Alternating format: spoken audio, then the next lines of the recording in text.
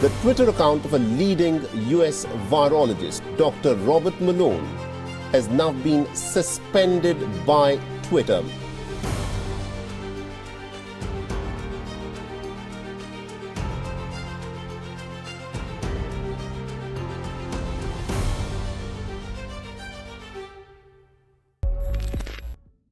Our government is out of control and they are lawless. They completely disregard bioethics. They completely disregard the federal common rule. They have broken all the rules that I know of, that I've been trained on for years and years and years. These mandates are explicitly inconsistent with the Nuremberg Code. They're explicitly inconsistent with the Belmont Report.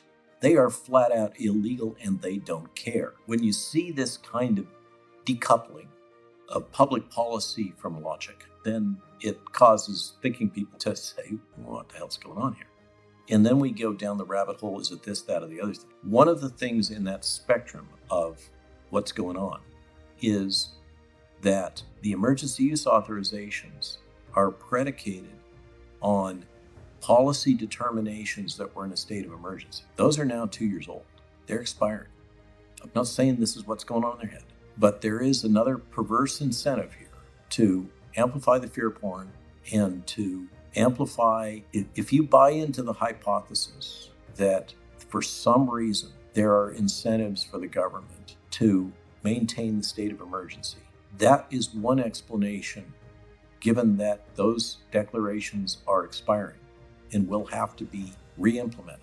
Because if they're not, then all of this emergency use authorization vanishes like dust. It's hard for me to reconcile the behavior of the government in its public health decisions with the data. Is it incompetence?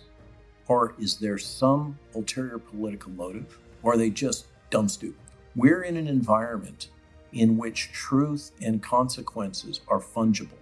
This is modern media management and warfare.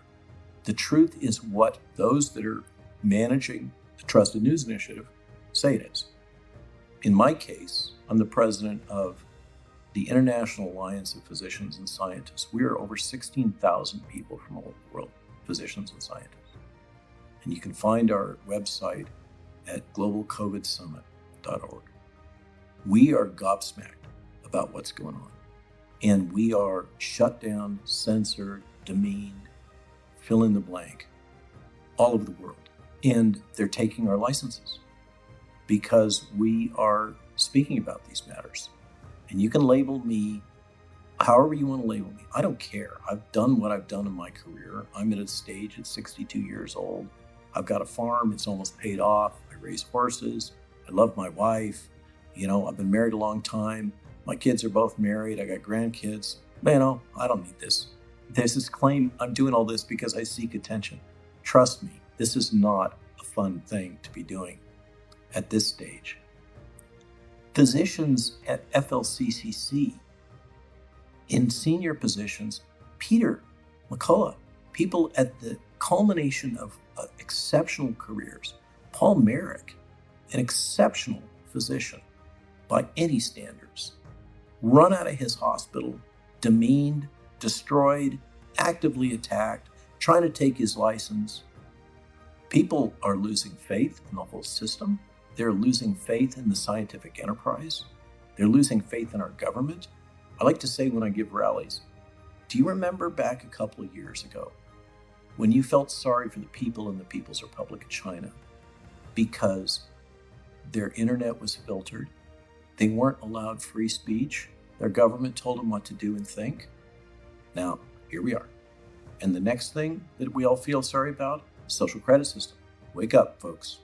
It's been a series of epiphanies that have made me realize that there's no upside to just being circumspect and trying to be a nice guy in this environment. This is full on media warfare, information warfare, political warfare, 21st century, like we've never seen before, and coordinated globally. The other thing for me has been the personal journey of coming to terms with what the World Economic Forum really represents. And I really resisted that. People initially were coming to me talking about the Great Reset. I was like, oh, this is crazy talk. But then it's all documented. And then you see it being deployed. Here it is. They're proud of it. They don't hide it. This is the vision. It is a full-on globalist totalitarian vision with the money in control. And I did a lot of political science when I was an undergraduate in the early 80s. And I had read things like books about transnationalism in the New World Order. I found that fascinating but confusing. How could this possibly happen? And now to see it playing out in real time and in a way in which national sovereignty, that's the thing that folks got to wake up about. This is not about the vaccine. The vaccine is a symptom. That's a really hopeful message going into the new year, is that there's a growing cohort of people that are increasingly aware of how thoroughly we've been manipulated. I thought I was red-pilled. I've been on the inside for so long and seen Tony Fauci's machinations for so long. That's my origin story, was the initial AIDS crisis starting in '83. So I saw the hardball politics. It's not that I haven't been aware of that, but I had not been aware before of the information control that is globally coordinated. I mean, the Trusted News Initiative is profound. What that means, that has become the Ministry of Truth. And what Twitter's doing right now, that I think with Alex Berenson's bold and brave lawsuit taken on Twitter, and then I've had a bunch of lawyers come to me because of getting deplatformed or canceled, I think is really the right term. Certainly, people can't deny anymore.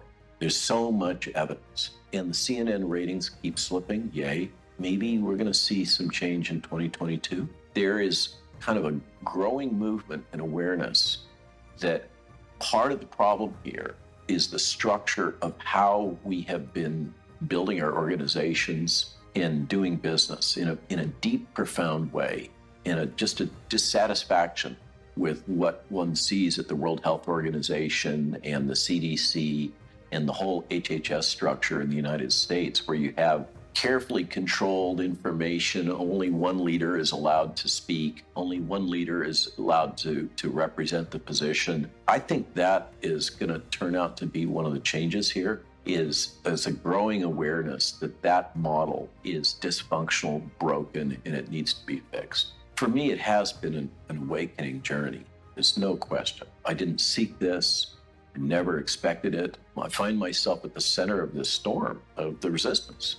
That's what it is, really. And I'm still amazed, but it has profoundly changed my view of the information that we receive. You talk about me becoming more outspoken. I've seen that with my peers too. So for instance, Peter McCullough, he's kind of chilled out a little bit, but when you're attacked all the time and you have all of this weaponized information against you and no respect, I mean, I'm Mr. Malone, who claims to have invented, all this language, classic yellow journalism language, to have it all deployed against me, and absolutely no respect for what I actually did. They never cite all the patents. They just gloss over all that. This is asymmetric warfare. We're basically in a guerrilla warfare situation, and we got to play it smart, because what I'm seeing is the other side is generally not very smart. They have a big hammer, they've got all kinds of resources, but they don't seem to be very bright. I don't know what's going to happen in 2022, but there's some encouraging signs. I try really hard to look for the silver lining in things. And if this whole trauma that we've been through nationally and globally leads to an awareness of how interconnected we are and the need for healing and the need for community and the importance of integrity and the importance of human dignity, that's kind of the perhaps naive, Pollyannish, hopeful position in a response to the Great Reset, is people use the term the Great Awakening.